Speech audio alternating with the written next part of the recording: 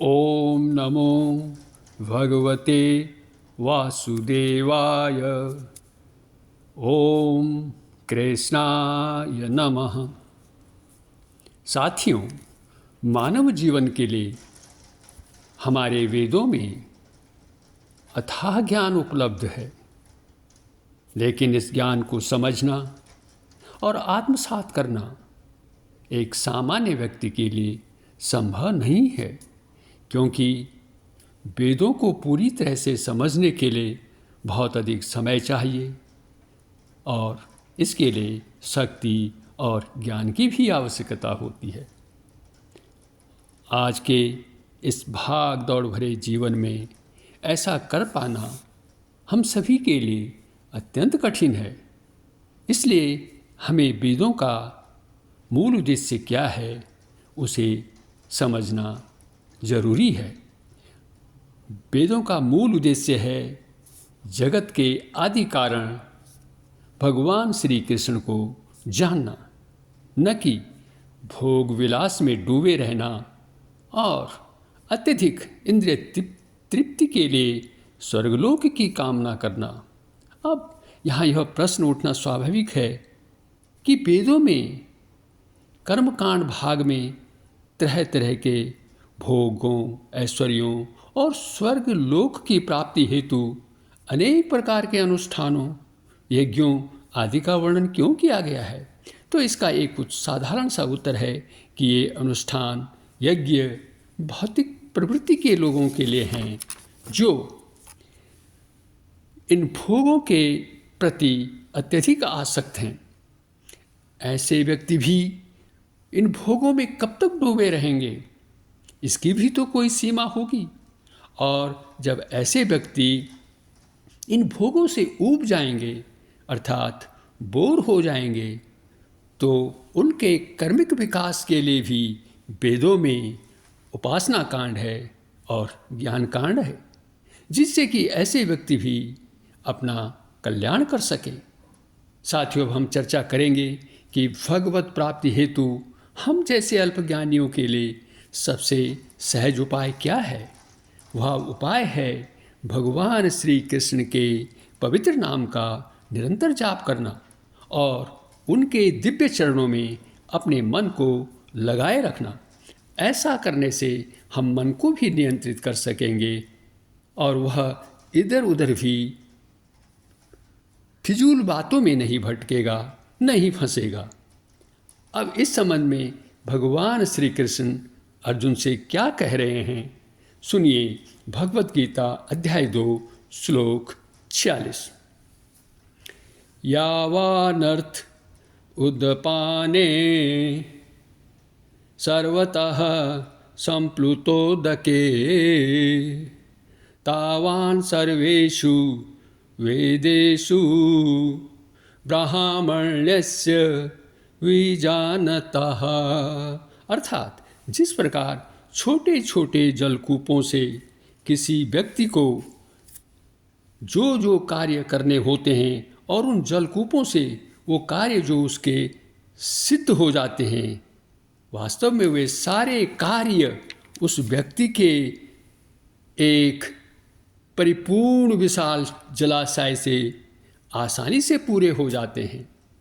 इसी प्रकार वेदों में वर्णित यज्ञों, अनुष्ठानों आदि को करने से जो फल प्राप्त होते हैं, वे सभी फल ब्रह्म का साक्षात करने वाले महापुरुष को अनायासी प्राप्त हो जाते हैं। अब हम इस श्लोक की विस्तृत व्याख्या करेंगे। चारों ओर से भरे हुए स्वच्छ सरोवर के प्राप्त होने पर छोटे छोटे कुओं, बावड़ियों, तालाबों जैसे जलाशयों की कोई भी आवश्यकता नहीं रहती। इसका कारण है इन दोनों प्रकार के जलाशयों की उपयोगिता। एक छोटे से जलकूप में यदि शौच कर्म करें तो वह हाथ पैर धोने के लायक नहीं रहता। उसमें हाथ पैर धोएं तो फिर वह स्नान के लायक नहीं रहता, और यदि उसमें स्नान करें तो वह फिर वस्त्र धोने के लायक नहीं रहता, और यदि उसमें वस्त्र धो दिए जाएं तो फिर उसका जल पीने लायक नहीं रहता। इस प्रकार इन सभी प्रयोजनों के लिए हमें अलग अलग जलकूपों में जाना पड़ेगा, जिसमें हमारा समय भी अधिक लगेगा और हमें श्रम भी अधिक करना पड़ेगा। लेकिन ये सारे प्रयोजन अर्थात ये सारे कार्य जल से परिपूर्ण किसी विशाल जलाशय में आसानी से पूरे हो सकते हैं।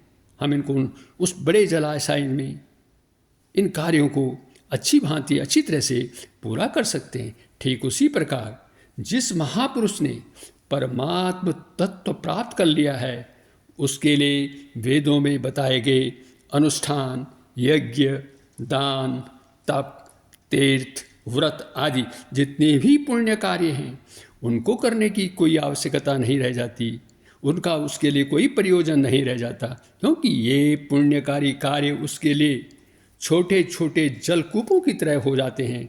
लेकिन हमें इससे यह अर्थ नहीं निकालना चाहिए कि वेदों का कोई उपयोग ही नहीं है। वास्तव में वेदों का ज्ञान उन सभी व्यक्तियों के लिए आवश्यक है, जरूरी है, जो अध्यात्म के मार्ग पर चलने का प्रारंभिक प्रयास कर रहे हैं।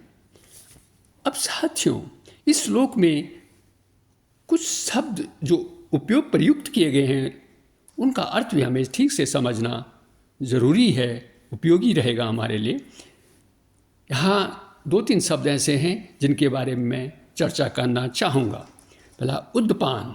उद्पान, इसमें 2 शब्द हैं, एक उदक और पान। उदक का मतलब है जल और पान जहाँ पानी पिया जाए, उसको कहते हैं उद्पान, अर्थात कोई छोटा सा जलाशय, तालाब हो सकता है, कुआं हो सकता है और बावड़ी भी हो सकती है। दूसरा शब्द है संप्लुतोदक। संप्लुतोदक मीन्स संप्लुत उदक, जिसमें चारों ओर से पानी पूरी तरह से भरा हुआ है, चारों तरफ से जिसमें पानी भरा हुआ है, उसको हम कह सकते हैं एक बड़ा जलाशय। और तीसरा शब्द जिसे हमें समझना है यहाँ पर, वो है ब्राह्मण।